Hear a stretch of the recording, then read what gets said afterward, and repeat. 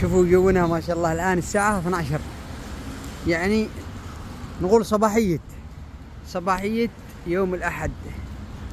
يا ويلي ويلي. وهذا جونا من المغرب، وهذا بمضرة، وهذه الأجواء الجميلة، وهذا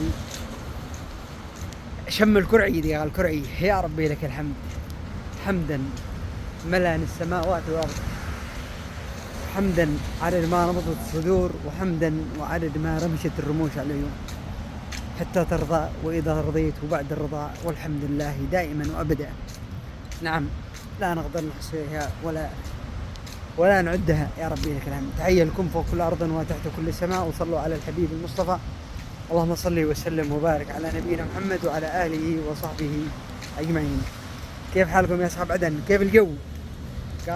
قالوا الكهرباء قبل تطفى 6 ساعات وعلى دخلت على دخلت الحمل. وين الصيف البارد؟ وين الثلاجة؟ قالوا كان يعني ثلجة. صلى الله أن يصلح حال البلاد. كل ما جاء فيه طلعه أخس من دي قبلها، كأنه انتقام. ما جاءوا من أجل الأوضاع الشعب أو تصليح معيشة الشعب، لا، كأنهم كل واحد يبغى ينتقم من الذي قبله.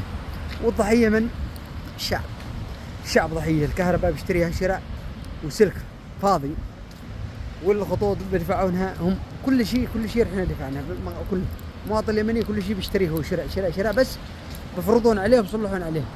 جاء الحكومة الأولى منعوا البناء، ممكن ما تبني إلا معك راس كبير وتدفع فلوس. الآن الجديد ذا لا سمعهم قرار جديد، قالوا سلام معك سيارة وتبغى تغيرها غاز، ممنوع. كم ممنوع.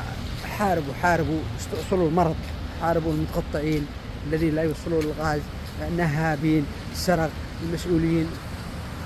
هذا المواطن يغع يجي كل شيء ضده، بس نظام على المواطن.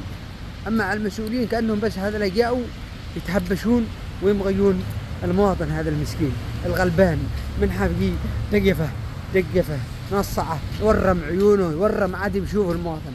حتى إذا كان معه 5000 ولا 10000 وديها قال يخبها عند الصراف أي يستأمن. الآن هذا الخازوق الجديد هذا لا المفلحي والله كارثة. بسم بالله. في ناس، أنا بير أحمد عندي، لأن هذا المصرف عندنا في بير أحمد، في ناس والله إنها بتشغى بيعون سكريم جنب المدارس، إنها جمع لها 10000 ولا 15000 وداها يخباها عند المفلحي.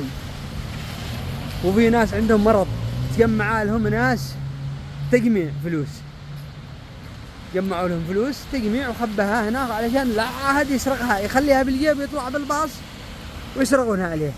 يا جماعة الخير، هذا المواطن معذب، إنه بالباص سرقوه، وإنه بالدولة سرقوه، وإنه بالمصرف سرقوه، وإنه عند المسؤول سرقوه، وإن الدولة مغقته. أين يقع هذا المواطن اليمني؟ إيش الدعوة يا أخي؟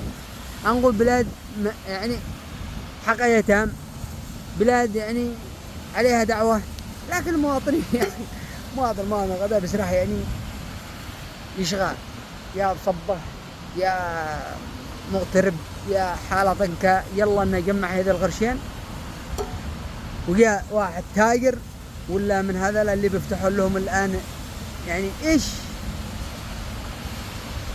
فايدة البنك ومجموعة الصرافين ومدري إيش ونقابة الصرافين إذا أنت ما تقدر تحمي أموالي أنا كمواطن؟ فأنت فاتح ترخيص المصرف وصراف ومدري إيش، بيوم وليلة يختفي، وهو كان تاجر ومستثمر. والله ضحك ولعب على الدغون. والله يا أخي هذا فلوس أمانة حق ناس يا أخي أقول لكم في ناس تبيع سكريم، ناس معهم مرض جمع لها الناس فلوس، جمعوا لهم جمعوا لهم يعني فلوس من أجل يعالجون المرضى، خبوا الفلوس في يوم وليلة ما حصلوا فلوسهم. الآن يروح كل يوم عاد يروح للمستشفى، يروح يطالب من شرطة لا شرطة، من مظاهرة لا مظاهرة. يا جماعة الخير، ايش البلوى، ايش المصيبة اللي حل على هذا الشعب؟ في ناس امورهم نقول ميسرة، يعني يقدر يصبر 2-3 بس في ناس في بعضهم معاهم الآن قطعوا حج، منتظرين فلوسهم يحجون. في ناس معاهم مرض بالمستشفى، ايش البلوة، ايش المصيبة؟ الناس الحكومة ساكتة، الحكومة يعني ما ادري ايش هدفها، ما نعرف، احنا عارفين ايش هدفها. جاء الحكومة شغلوا الكهرباء اسبوعين، قلنا خلاص سيف بارد، طبلوا لهم وطبلوا المطبلين ولعنة الله عليهم دنيا واخرة، كل من يطبل على ارواح المساكين والضعفاء. نريد يا حبايبي، نريد من يتولينا يعني بأمانة وصدق، من يخاف علينا، من يعني من يجي للمواطن بشفقة، من يأتمن فيه هذا المواطن. أيضا هذا الخير من حافقة مغقنا التاجر بضيوفنا، والمستثمر بردعنا، كلها والحكومة تتبردع طبعا، تبردع. شوفوا ما بتصلح نظام إلا أول حاجة يبدأ يطبق على الحكومة نفسها. إذا شفتوا المسائل المحاسبين على كل صغير وكبير والله يقع النظام. أما اللي شوف كان النظام بس يطبق علينا حنا المواطنين، شوفوها مهل بمغيول لهم، وحسبنا الله ونعم الوكيل. بس